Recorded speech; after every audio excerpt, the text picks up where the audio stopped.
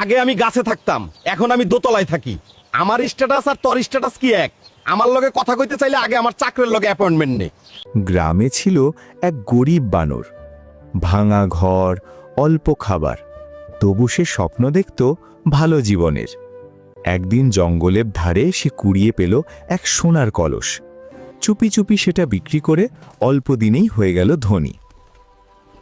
নতুন ঘর, গুদাম ভরা, চাকর বাকর সবই হলো তার।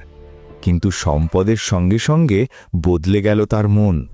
গরিবদের দেখলে বলতো, দূরে দাঁড়াও, তোমাদের মতো ভিখারিদের সঙ্গে কথা বললে মান নষ্ট হয়।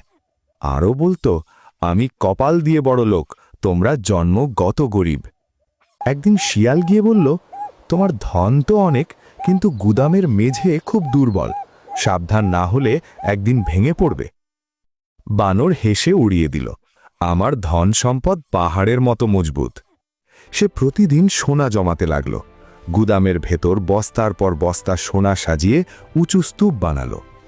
একদিন সে নিচে দাঁড়িয়ে গর্বে বলল, দেখো, আমি সবার চেয়ে বড়, আমার সম্পদ পাহাড়ের মতো মজবুত।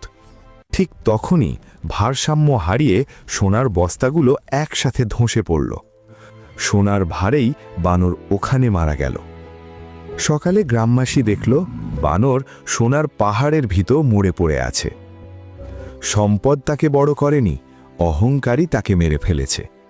যে সম্পদ নিয়ে অহংকার করে সেই সম্পদই একদিন তার পতনের কারণ হয়। বড় হওয়া সহজ, কিন্তু বড় মন না হলে সেই উচ্চতা টেকে না। বিনয় মানুষকে বাঁচায়, অহংকার মানুষকে ধ্বংস করে।